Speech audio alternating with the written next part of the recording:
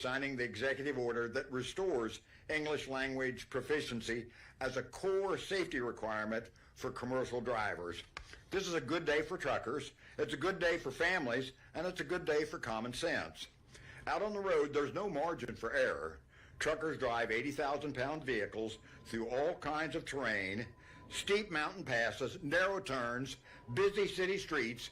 The only thing that's separating safe trips from deadly ones can be a simple road sign. These signs aren't suggestions, they're warnings. They save lives, but only if they're understood. That's why English proficiency behind the wheel isn't some bureaucratic requirement. It's a life and death safety standard. Truckers must be able to read road signs, communicate with law enforcement, and respond in emergencies. When that doesn't happen, people get hurt or worse. But for nearly a decade, enforcement of this requirement was gutted. The result, safety violations didn't go away, they just stopped being tracked. OOIDA is advocating for returning English proficiency to the list of serious violations, and we've been calling on federal regulators to restore accountability and focus on real safety. And now, because of this administration's leadership, that's exactly what's happening. The executive order signed by President Trump is a major step forward for safety, not just for truckers, but for every person on the road. Complying with the English language proficiency standards doesn't mean you have to recite an encyclopedia, but it should mean you comprehend routine safety messages. Those can and should be taught in training schools, and tested for English proficiency isn't optional. It's essential and it's required. English language proficiency is required under regulations describing general qualifications for drivers. Unfortunately, there are far too many unqualified drivers being licensed and operated on the road today. Inadequate training combined with loopholes in state testing protocols result in drivers who lack the basic skills. Whoops. I've got one more here.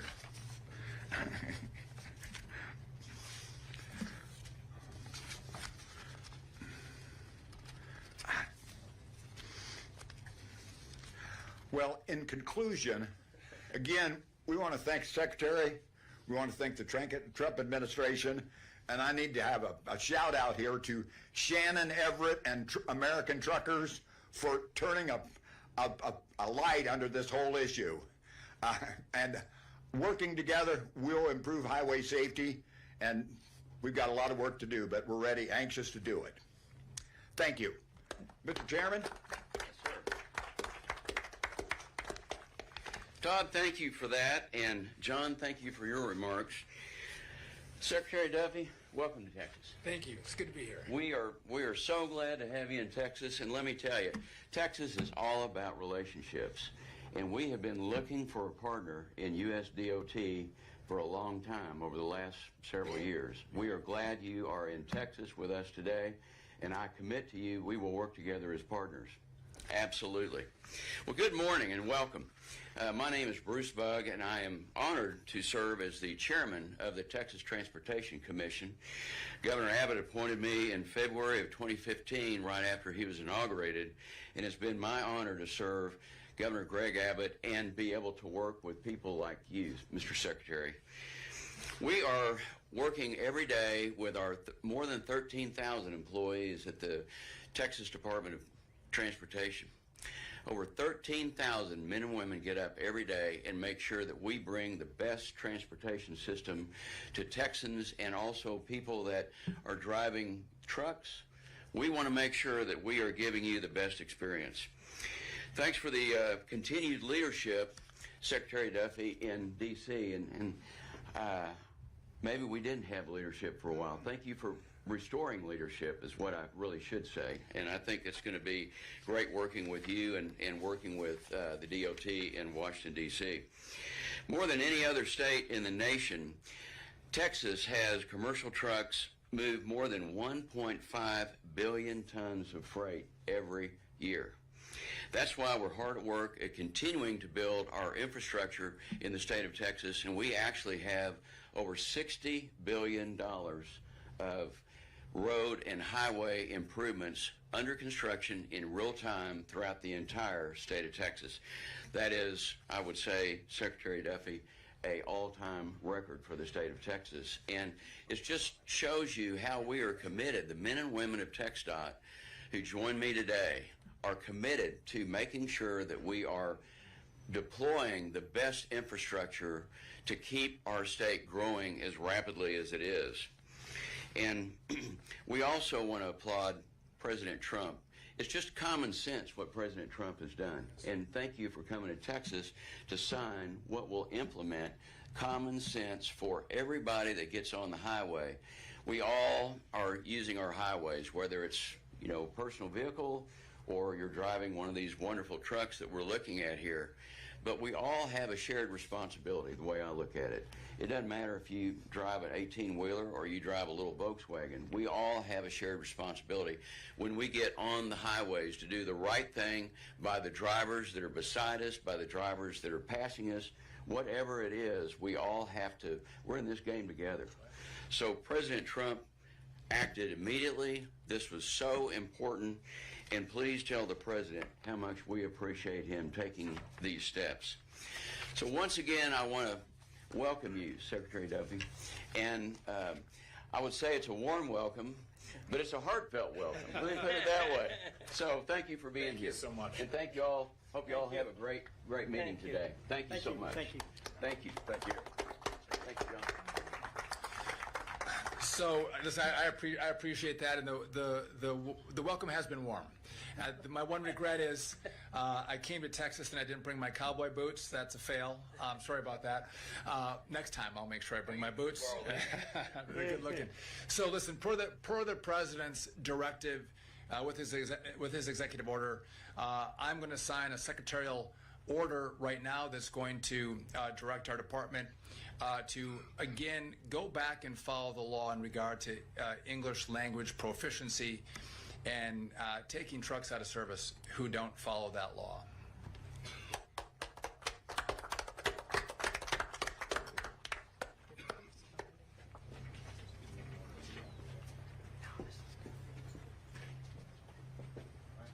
Ready? Here we go. Make it so. Moving on. Here we go. Yeah. Yeah. Woo!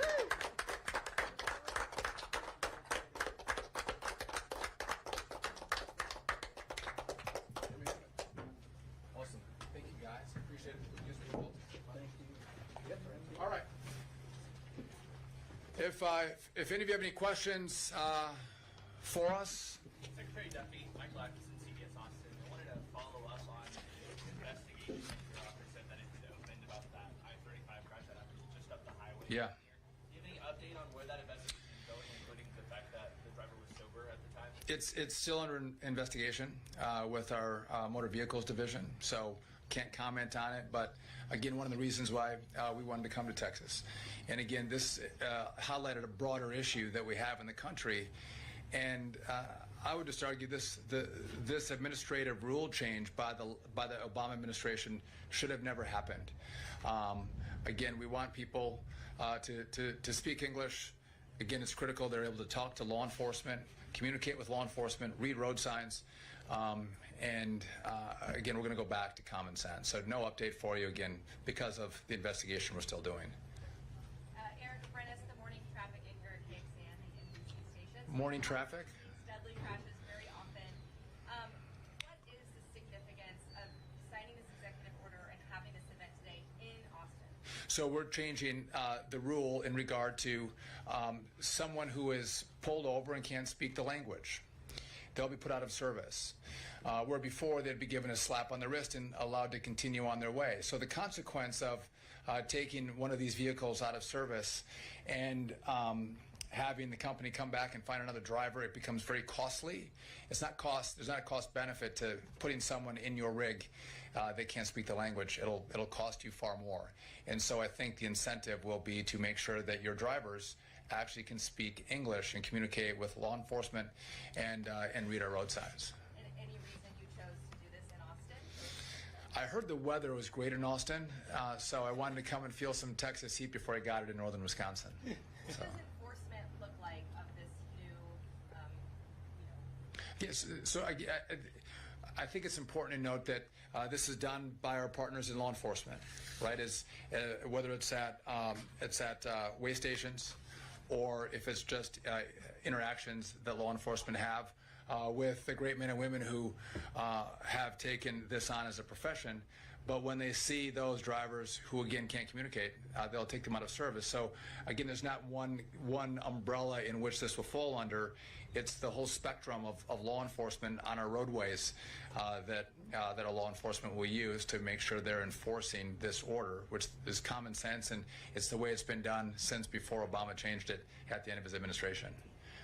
What, Indiana, with the Awesome American Statesman, what unsafe practices do you believe English non-proficient drivers are doing that Yeah. English proficient? So, yeah, it's a good question. So you have to be able to communicate with law enforcement if you're stopped, right? If you're at a way station, what are you carrying? What kind of load do you have? And if you can't speak the language and communicate with law enforcement, that creates a risk for, I think, everyone involved. If you can't read road signs, that creates a risk. And we have a number of examples where whether it was just negligence or the driver was not able to read the road signs, we have examples of accidents where lives were lost. And so again, we have a language that our law enforcement is using, and we have a law in place that hasn't changed. Just the enforcement portion of it was changed by the Obama administration. We're going to go back to the common sense of making sure you speak English, and yeah, we think this makes sense. It makes everyone on the road, I think, safer. And again, this is holistic. We have 40,000 deaths on American roads every year. And as much as we try, it's really hard to move those numbers. Is this going to move those numbers by the thousands? No. But I think we have to think through how can we take small steps and start to save lives and move that needle in the right direction. And I think this is one of those small things we can do to follow the law and make sure we keep our roads safe. Are you privy to any data then that your department has that suggests that We can send over examples to you if you want, and it is the law. How we enforce the law, what's the penalty for the law, is what we're dealing with right now. Anybody else? Again, do you have a question? Yeah, I have a question. Brenda Bettis with KVU News. Secretary Duffy, Austin Airport has had air traffic controller shortages for a long time, and it's causing some delays. What are you guys doing to help hire and train traffic controllers? A little bit quicker. This was one morning I thought I could not talk about aviation, but I will. Listen, we take this very seriously. There's two issues at play. One is the infrastructure that our air traffic controllers use, from telecom to all the hardware and software inside of towers and TRACONs and centers across the country.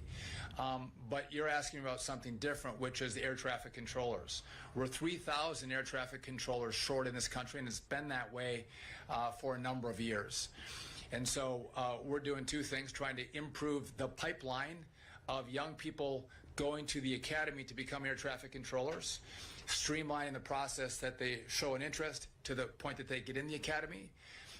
We've helped with the tutoring inside the academy so we can reduce the washout rate. The washout rate in the academy is 35%. That's a big number. And by the way, there should be a washout rate. If you can't do the work, we want to see people cycle out.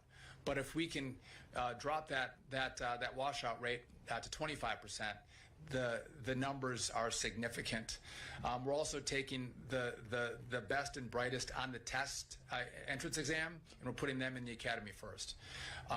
So that's on the pipeline to the academy. We should be able to expand those numbers next year and the year after. And then air traffic controllers can retire after 25 years of service. So if you come in at 25, you can retire at 50, and many of them do retire at 50. And so what I've done is I've offered those air traffic controllers who are of the age where they can retire, they've done the 25 years, we're offering them a 20% upfront bonus of their salary, writing them a check to stay for another year. And then the next year, if they're willing to stay, we'll write them another 20% check. We're paying people to stay. This is an American crisis. And I just want to make one other quick point on this. So you look across the country and you're like, Newark has a shortage right now, right? You've probably covered part of that. Well, I just can't take a controller from, say, Dallas and move them to Newark or the TRACON in Philly that's been having staffing issues. That's not how air traffic controllers work. A really experienced controller from Dallas, if they go to the Philly TRACON to control the Newark airspace, it'll take them upwards of a year to train up on that airspace. So you just can't move people around and get immediate results. So the fixes are going to take us some time, some months, some years. But if we're going to fix it, we have to start now, and that's what we've done. We have a plan that I'm going to need Congress's help, specifically your great Senator Ted Cruz. I'm going to need his help. And by the way, he's been a great partner of mine. He chairs the Commerce Committee, and he understands the problem and has been a great partner helping us think through how we can get the resources to fix the infrastructure around air traffic control. And he's been a partner in bringing more controllers onto the job. So I want to thank Texas for Senator Cruz and the great work he's doing as a partner for us at DOT. Very grateful. With that, I didn't get out without air traffic control, but I do thank you for the question. Thank you all for coming out. And listen, I want to thank the industry.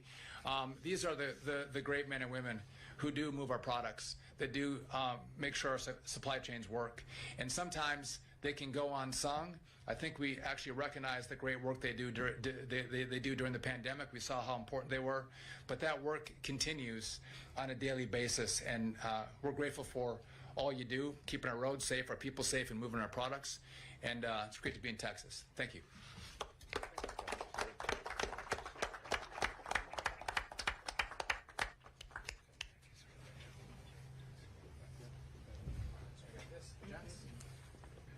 Thank you, guys.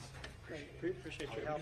Right, take you back to the trailer, sir. Choice. He's a perfect friend. He's a great guy. You worked with him and also.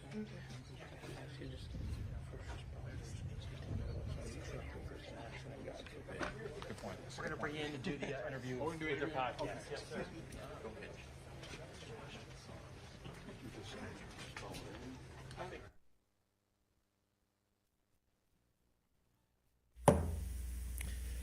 Call this meeting of the Northeast